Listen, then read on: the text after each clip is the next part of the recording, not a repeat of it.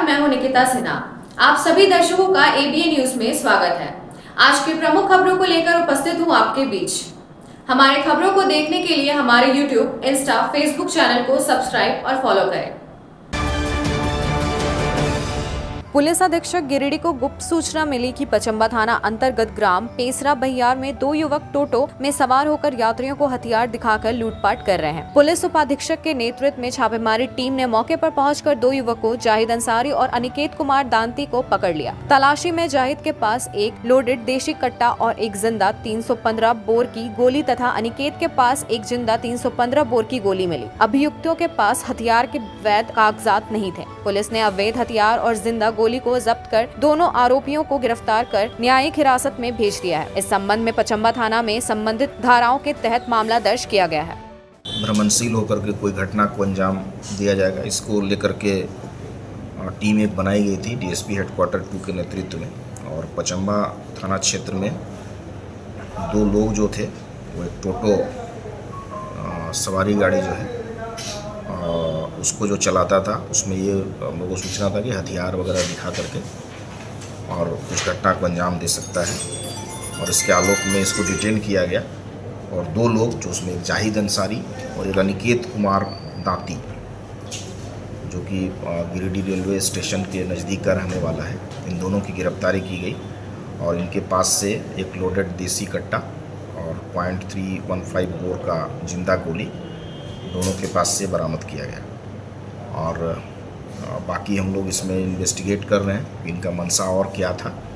हालांकि जो हम लोग को अभी तक जानकारी मिली है, इनका उद्देश्य लूटपाट था और इनके द्वारा किसी बड़ी घटना को भी अंजाम दिया जा सकता था। अभी बाकी इनके और भी कौन कौन लोगों के साथ भी इनका संबंध है और इस संबंध में भी हम लोग अभी जांच कर रहे हैं। गिरिडीह में बुधवार को आयोजित क्राइम मीटिंग में एसपी डॉक्टर विमल कुमार ने पुलिसकर्मियों के फिजिकल फिटनेस को लेकर सख्त रुख अपनाते हुए हर शनिवार दौड़ और हर सोमवार परेड अनिवार्य करने का निर्देश दिया। उन्होंने कहा कि ब्लड शुगर और बीपी जैसी बीमारियों से ग्रसित जवानों की फिटनेस जरूरी है ताकि सीमित संस्थानों के बीच समाज की बेहतर सुरक्षा सुनिश्चित की जा सके। बैठक में एसपी ने पॉक्सो, महिला अत्याचार, हत्या और डकैती जैसे गंभीर मामलों की जाँच में भी तेजी और गुणवत्ता लाने पर जोर दिया। इस बैठक में एएसपी सुरजीत कुमार, डुमरी एसडीपीओ सुमित प्रसाद, बगोदर एसडीपीओ धनंजय राम, सदर एसडीपीओ जितवाहन, डीएसपी नीरज सिंह और कौशल अली समेत सभी थाना प्रभारी उपस्थित रहे। मासिक अपराध गोष्ठी की गई है और जिसमें पूरे महीने भर के जो भी मई महीने में जितने अपराध हुए हैं प्रत्येक शीर्ष में उन सभी अपराधों के बारे में विस्तृत समीक्षा की गई है और जिन कांडों में कार्रवाई अब तक नहीं हो पाई है ठीक ढंग से, उन सभी कांडों में ससमय कार्रवाई करने का निर्देश दिया गया है। विशेष रूप से वैसे मामले जो हत्या से संबंधित है, महिला से संबंधित है, पोक्सो से संबंधित है और भी अन्य जो शीर्षों से संबंधित है, उनमें विशेष रूप से तीव्र अनुसंधान करने का निर्देश हमने सभी थाना प्रभारी को दिया है। साथ ही साथ वैसे चोरी की घटनाएं जिसका उद्भेदन नहीं हुआ है पूर्व के महीनों में भी, उन सभी का टीम बना करके उद्भेदन करने का निर्देश दिया गया है। इसके अलावा जितने भी आरोप पत्रित हमारे यहाँ 5 साल के आर्म्स एक्ट के हों या संपत्ति से संबंधित अपराध करने वाले अपराधी हों, उन सब की सूची हमने बनाने का निर्देश दिया है और 1 सप्ताह के अंदर उनका सत्यापन घर घर जा कर के किया जाए ताकि कोई ऐसा अपराधी जो पूर्व के 5 वर्षों, 7 वर्षों, 10 वर्षों में कोई अपराध किया हो, उनका पूरा डाटा बेस बना करके आने वाले दिनों में उनकी छापमारी की जाएगी। वे क्या कर रहे हैं इस पर निगरानी रखी जा रही है और यदि उनके द्वारा हथियार से संबंधित कांड में उनके द्वारा कांड दर्ज है और वे अभी किसी तरह की कोई घटना को अंजाम देने में उनके द्वारा शामिल रहने की संभावना है तो उनमें सीसीए की भी कार्रवाई करने का हमने निर्देश दिया है कि उस पर भी प्रपोजल सभी डीएसपी सबमिट करें ताकि हम लोग उसमें कार्रवाई करें। इसके अलावे जो भी अभी हमारा जो मुहर्रम पर्व अब आने वाला है, इसको लेकर भी विशेष दिशा निर्देश दिया गया है। रथ यात्रा को लेकर के भी दिशा निर्देश दिया गया है। जो भी पर्व त्यौहार आ रहे हैं उसमें विशेष विधि व्यवस्था संधारण हो। हमने पिछले रामनवमी में कुल 5000 पुलिस मित्र बनाने का निर्देश दिया था। इस बार इसको बढ़ा करके 10,000 पुलिस मित्र पूरे ज़िले में बनाने का निर्देश सभी थाना प्रभारी को दिया है, ताकि सभी धर्मों से लोग शामिल रहें और धार्मिक सद्भाव के साथ मुहर्रम और जो भी पर्व त्यौहार आ रहे हैं उनका संपादन किया जा सके। इसके अलावे पूर्व के वैसे लंबित कांड जो रहे हैं उनको लेकर के विशेष निर्देश दिया गया है और एसडीपीओज को प्रत्येक सप्ताह उनका रिव्यू करने का निर्देश भी हमने दिया है। इसके अलावे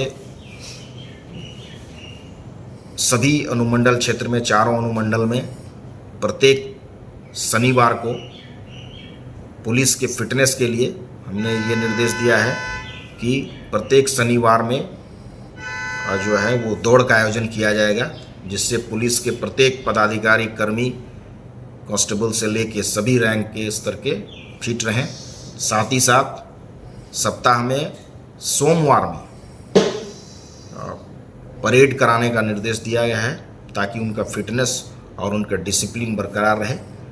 इसके अलावे भी लोगों से अच्छे व्यवहार करने का हमने विशेष निर्देश जारी किया है कि कोई भी थाना में व्यक्ति अगर आते हैं तो उनकी बातों को सुनना है, उनके आवेदन लेना है और उसमें यथासंभव कार्रवाई, जो भी कानूनी कार्रवाई है वो की जाए।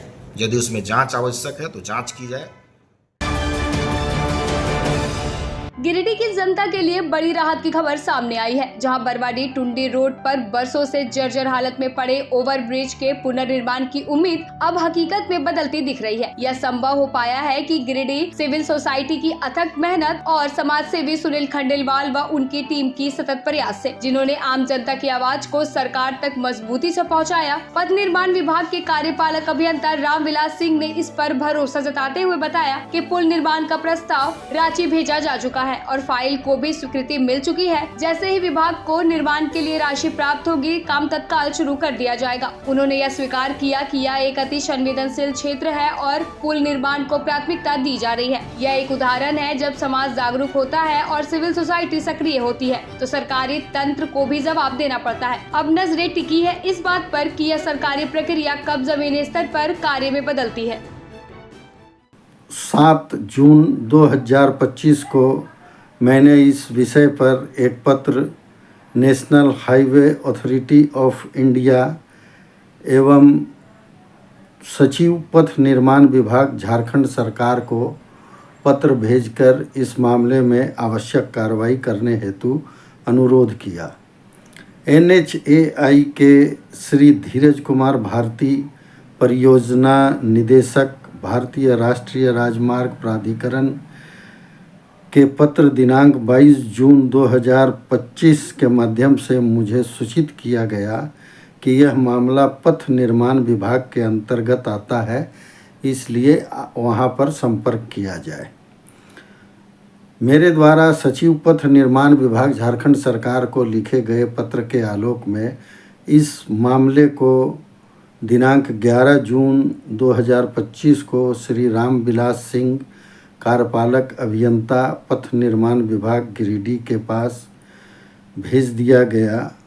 इसके अलावा दिनांक 2 मई 2025 को गिरिडीह सिविल सोसाइटी का एक प्रतिनिधि मंडल तत्कालीन उपायुक्त श्रीमान नमन प्रियेश लकड़ा जी से भी मिलकर इस पुल के निर्माण के संबंध में आवश्यक कार्रवाई करने का अनुरोध किया था। आज दिनांक 18 जून 2025 को मैंने दूरभाष से श्री रामविलास सिंह, कार्यपालक अभियंता पथ निर्माण विभाग गिरिडीह से दूरभाष पर वार्तालाप की और इस मामले में क्या कार्रवाई की गई है से अवगत हुआ तो मुझे जानकारी प्राप्त हुई कि श्री सिंह के द्वारा मामले को संज्ञान में लिया गया है और उन्होंने इसका एक प्रपोज़ल बनाकर पथ निर्माण विभाग रांची को आवश्यक कार्रवाई हेतु भेज दिया है, जहां पर यह सूचना मिली है कि यह प्रपोजल लगभग पास हो गया है और अब ज्यों ही फंड की व्यवस्था होगी त्यों ही इस पुल के निर्माण के संबंध में आवश्यक कार्रवाई एवं आवश्यक पहल विभाग के द्वारा कर ली जाएगी। मैं श्री रामविलास सिंह जी का आभारी हूँ कि वो इस अति संवेदनशील विषय पर गंभीर हैं और उन्होंने मुझे व्यक्तिगत रूप से भी कहा कि वास्तव में इस पुल की स्थिति जर्जर हो गई है और इसके रख रखाव का भी बहुत अभाव हो रहा है, रेलिंग वगैरह टूट गई है, तो ये सुरक्षा का भी विषय है। तो इसको नॉन प्लान या विभागीय क्या इनके होते हैं उसके अंतर्गत इन्होंने कर दिया है और मुझे आश्वस्त किया कि इस पुल का निर्माण जल्द ही करा लिया जाएगा। गिरिडीह के सुंदरटाड़ गांव के सैकड़ों ग्रामीणों ने पचम्बा थाना का घेराव किया। आरोप है कि 15 जून की रात अंजुमन की बैठक के दौरान तबराक अंसारी, इस्लाम अंसारी, इस्माइल अंसारी समेत 13 लोगों ने सदर मुख्तार अंसारी और उसके भाई मोहम्मद आलम पर लाठी डंडों से हमला किया। आलम अंसारी को गंभीर चोटें आने पर रांची रेफर किया गया। ग्रामीणों का कहना है कि शिकायत के 3 दिन बाद भी कोई कार्रवाई नहीं हुई। JLKM के केंद्रीय सचिव नगेंद्र चंद्रवंशी ने भी पुलिस पर निष्क्रियता का आरोप लगाया। थाना प्रभारी राजीव कुमार ने प्राथमिकी दर्ज होने और शीघ्र गिरफ्तारी का आश्वासन दिया है।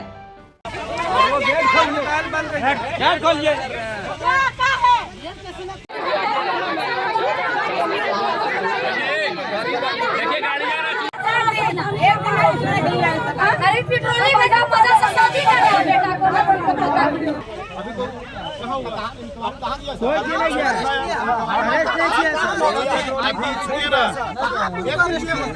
सर मामला है, हम उन लोग बड़ा आदमी है, उन लोग का 10 तल्ला घर मकान 2 तल्ला है, 10 गो गाड़ी है, MP है, पूरा पैसा वाला है और हम लोग गरीब आदमी है।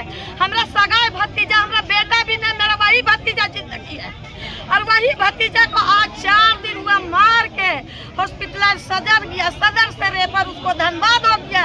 अभी तक रस में पास हो रहा है और पुलिस यहाँ के लाल कुर्सी पर बैठा है, एक भी पुलिस सुंदरटाड़ में नहीं किया। क्या गरीब के लिए कोई फैसला नहीं है? तुमन के फैसला में और मेरा भतीजा कुछ तरह कर दिया, पुलिस भी नहीं कोई। तो अभी आप लोग क्या मांग कर रहे हैं? हम लोग मांग रहे हैं कि हम लोग आए हैं, आप घर में बारात, आप उसको भी लाइए थाना। अगर जेंट्स ना मिले तो लेडीज पुलिस जाके उसका घर के लेडीज को लाइए थाना, तब ऐसा मामला गरीब के साथ करना बंद हो जाएगा। था उन्होंने बुला लिया इसको कॉल करके कि मुख्तार आप आइए, यहाँ फैसला है।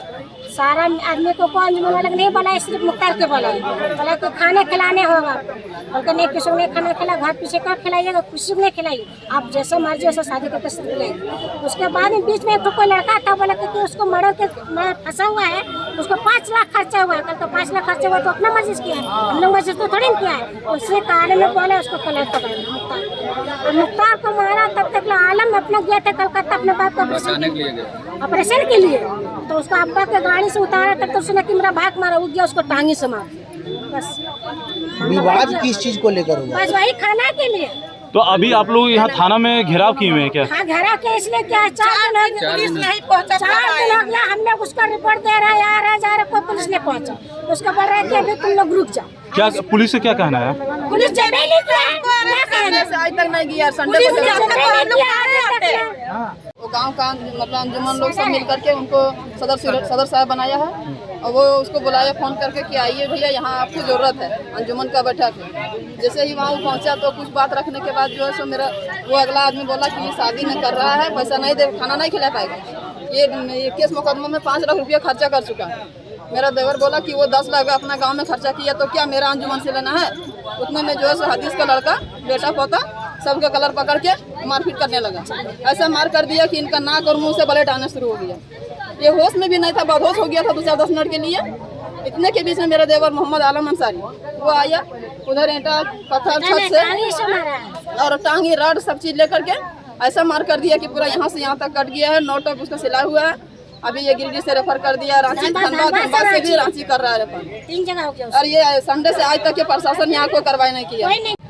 हमारे जेल कैंप का एक सदस्य था आपका आलम जी, 15 तारीख को उसके साथ जो है ना बहुत बेरहमी से वहाँ के कुछ दबंगों ने मारपीट किया, और मारपीट करने के बाद जब वो आलम यहाँ पे आके एप्लीकेशन दिया, तो आप समझिए कि 15 तारीख को एप्लीकेशन दिया गया, और आज के डेट में आज कितना तारीख है जी? 18 तारीख है। 3 दिन तक थाना सुता हुआ है। अब क्यों सुता हुआ ये तो आप थाना ही बता सकता है कि आगे सुता क्या हुआ। अभी तक ना ही कोई एफआईआर हुआ है, ना ही कोई अरेस्ट हुआ। अब जो कि लोग कह रहे हैं वहाँ पे जो मारा है वो शेर के जैसा गाड़ी और बुलेट से घूम रहा है। तो हम लोग पूरे ग्रामीण के साथ यहाँ इसलिए आए हैं कि जब तक थाना जो आरोपी है उसको गिरफ्तार नहीं करता है, हम लोग यहीं रहेंगे, और जब तक उनको पकड़े नहीं लाएगा हम लोग यहाँ पे निरंतर खड़े हैं। जरूरत पड़ेगा तो थाना के बाहर में हम लोग धरना भी देंगे। गिरिडीह में मंगलवार को मानसून की दस्तक से लोगों को 3 दिनों से पड़ रही उमस भरी गर्मी से राहत तो मिली, लेकिन रुक रुक कर हो रही बारिश से जल जमाव, नालियों के ओवरफ्लो और बिजली आपूर्ति बाधित होने जैसी समस्याएं सामने आई है। एसडीओ कार्यालय से मिली जानकारी के अनुसार तापमान में 5-6 डिग्री की गिरावट दर्ज की गई है और बुधवार को तापमान 30 डिग्री से नीचे रहा। मौसम विभाग ने आगामी 4 दिनों तक जिले में भारी से मध्यम बारिश की संभावना जताई है। बारिश के आगमन से किसानों के बीच बोने की प्रक्रिया शुरू कर दी है। वहीं शहरी इलाकों में बारिश के कारण ठेला और दुकानदारी प्रभावित हो रही है, जिससे व्यापारियों की बिक्री पर असर पड़ा है।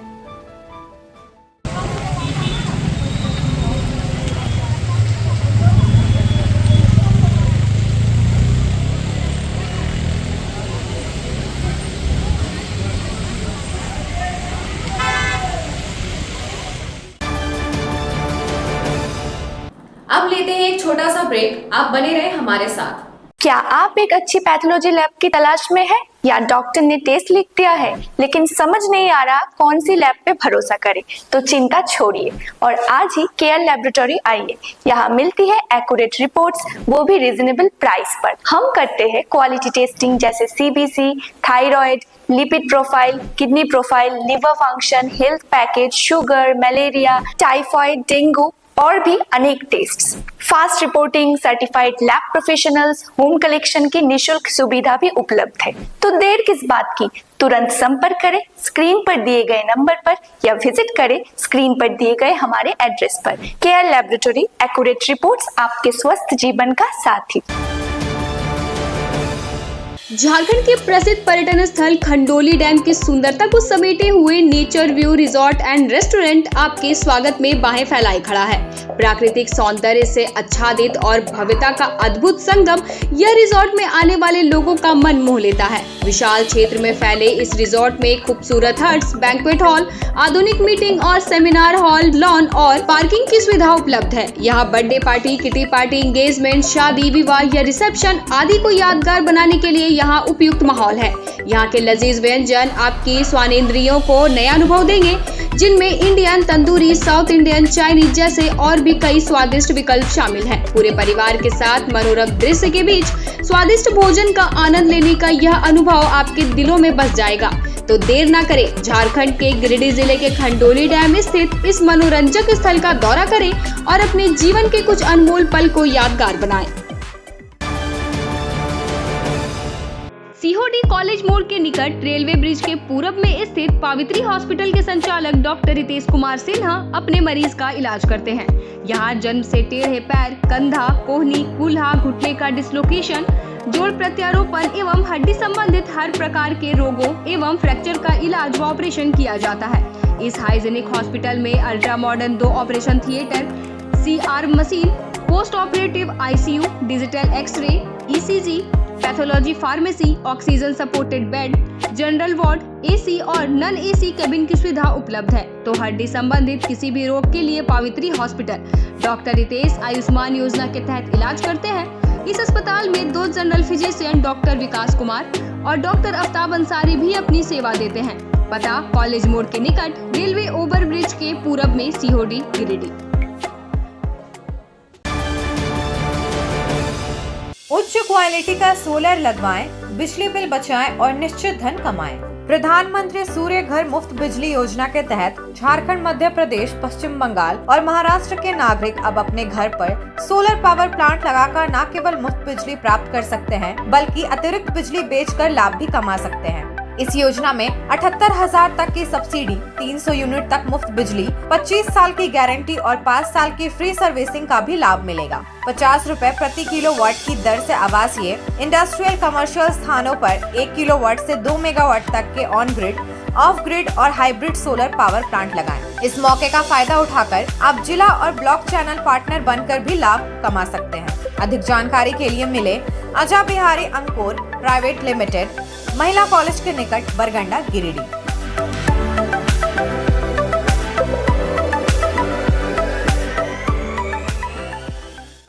ब्रेक के बाद आपका एबीएन न्यूज में स्वागत है।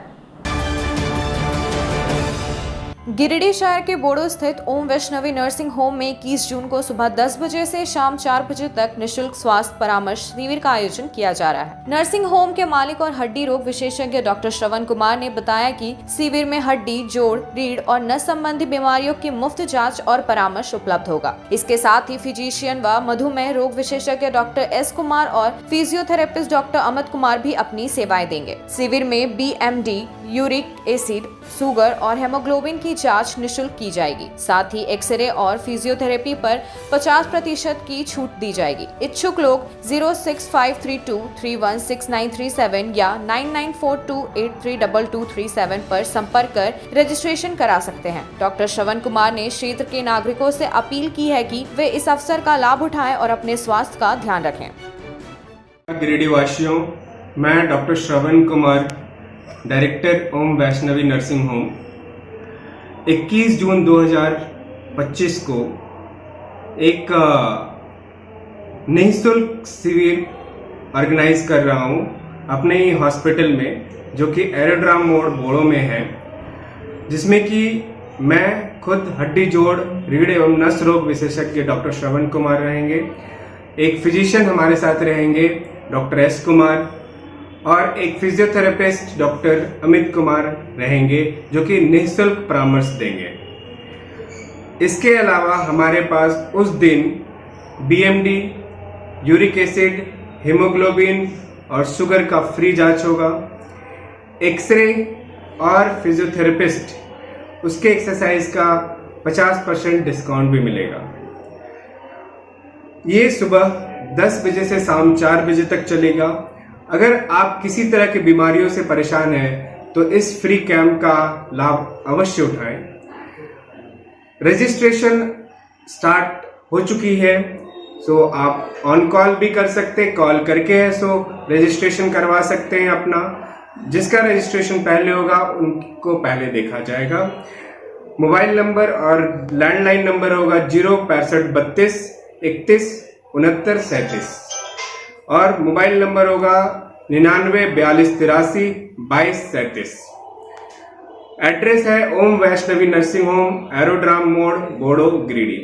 सो आप आइए और अपने बीमारियों का इलाज करवाइए। ये निःशुल्क परामर्श शिविर सिर्फ गिरिडीह और गिरिडीह के अगल बगल लोगों के लिए ही किया गया है। धन्यवाद।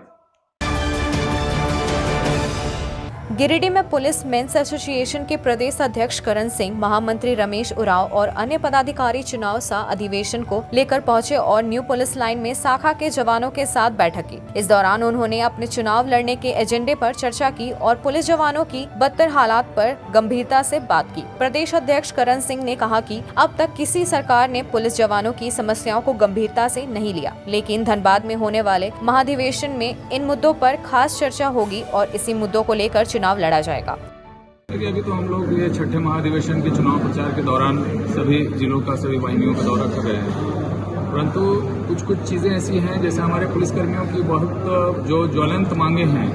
झारखंड राज्य में बिहार की तर्ज पे हम लोगों की बहुत सारी मांगे हैं। वर्दी भत्ता है, राशन मनी है, पर सरकार और प्राधिकार के स्तर पर, सरकार के स्तर पर मौन धारण, मतलब पूरी स्थिति मौन धारण वाली है। इस पर कहीं कोई निर्णय नहीं लिया जा रहा है। अभी हम लोगों को राज्य स्वास्थ्य बीमा दिया गया है, उस राज्य स्वास्थ्य बीमा से झारखंड राज्य के 70,000 पुलिसकर्मी अपने आप को ठगा हुआ महसूस कर रहे हैं। अभी वर्तमान की स्थिति ये है कि उस स्वास्थ्य बीमा में मेरे पुलिसकर्मी को अगर कहीं पे किसी प्रकार का इलाज का जरूरत होता है तो उसमें कैटेगराइजेशन किया हुआ है, ग्रेडिंग किया हुआ है, किस चीज़ का इलाज होगा, इस चीज़ का नहीं होगा।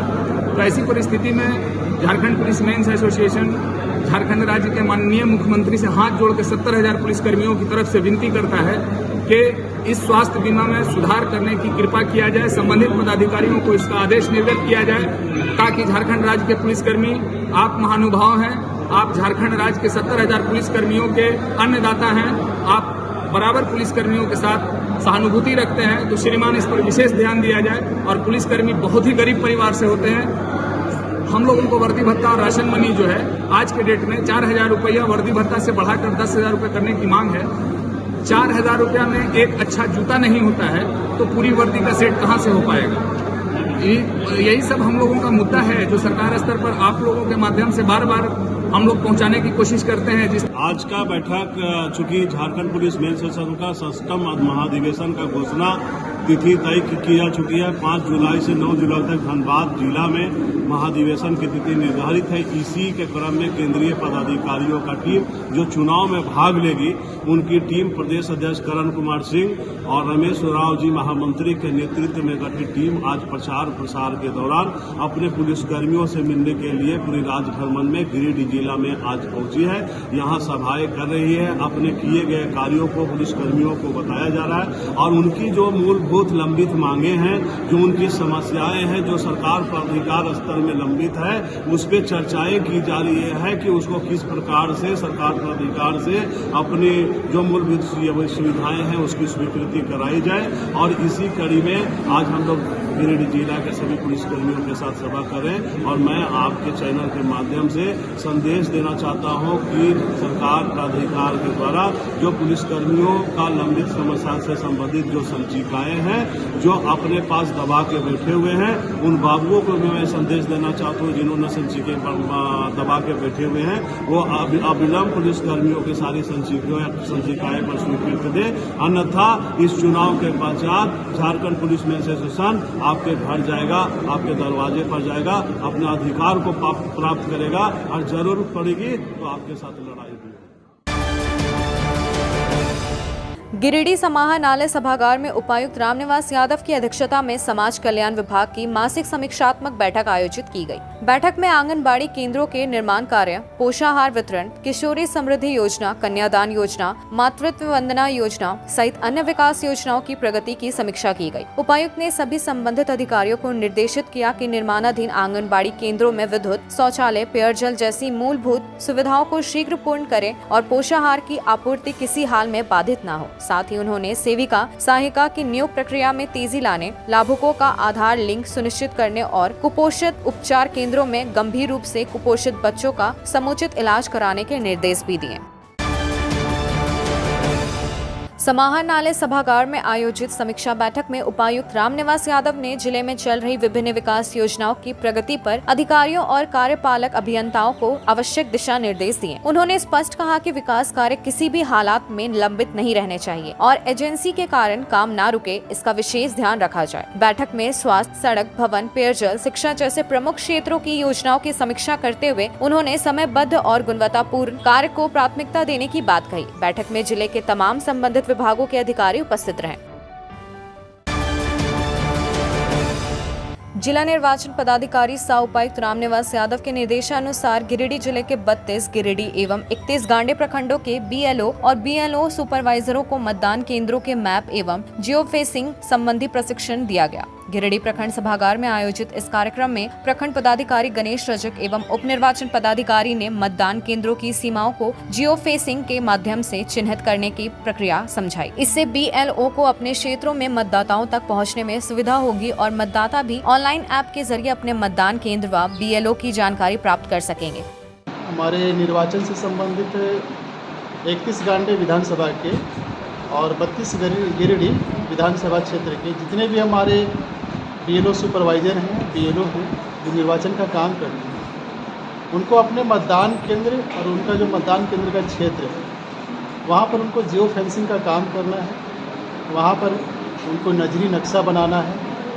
साथ ही साथ उससे संबंधित और कुछ भी इस तरह का कुछ जो डेली रूटीन वर्क होता है, कुछ किसी का नाम जोड़ना, किसी का हटाना अनुभाग का गठन करना या किसी अनुभाग का दूसरे में से मर्ज करना, नए मतदान केंद्र का निर्माण करना, इन सारे बिंदुओं पे 2 दिनों से प्रशिक्षण चल रहा है और 2 घंटे का प्रशिक्षण रहता है। इसमें से सभी को प्रशिक्षित किया जाता है और किसी तरह से कोई दिक्कत किसी को होती है तो इसी कार्यशाला में सबका।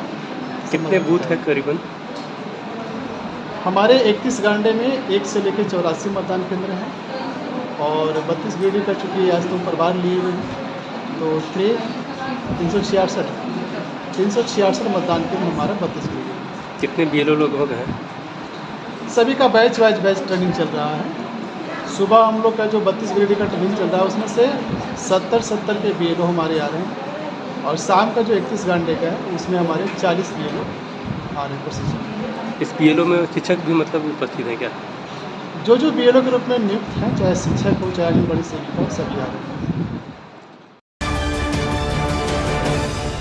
पूर्व जीप सदस्य एवं फॉरवर्ड ब्लॉक नेता राजेश यादव ने गिरिडीह महस मुंडा रोड पर हुए सड़क हादसे में घायल होकर निधन होने वाले युवक मुकेश वर्मा के परिवार से मुलाकात कर उन्हें सांत्वना दी। राजेश यादव ने कहा कि विधायकों के वेतन में भारी बढ़ोतरी के बावजूद विपत्ति ग्रस्त परिवारों के लिए मिलने वाला मुआवजा अत्यंत कम है। उन्होंने सरकार से मांग की कि मृतक के परिजनों को उचित और पर्याप्त मुआवजा दिया जाए, साथ ही विधवा के लिए तत्काल पेंशन स्वीकृत हो और बच्चों को सरकारी आवासीय विद्यालयों में नामांकन मिले। राजेश यादव ने संबंधित पुलिस और प्रशासन से भी पीड़ित परिवार को न्याय दिलाने के लिए समुचित कार्रवाई सुनिश्चित करने का आग्रह किया। मौके पर फॉरवर्ड ब्लॉक नेता शंभू तुरी सहित स्थानीय मिथिलेश वर्मा, रामदेव वर्मा, प्रवीण वर्मा, रंजीत महतो, सुरेंद्र वर्मा, सुनील वर्मा, मोहन महतो, दिनेश वर्मा, अजीत कुमार, प्रेमचंद कुमार, सुनील कुमार वर्मा, मनोज वर्मा, दुलार चंद वर्मा, अरविंद वर्मा, संतोष कुमार सहित अन्य महिला पुरुष मौजूद थे।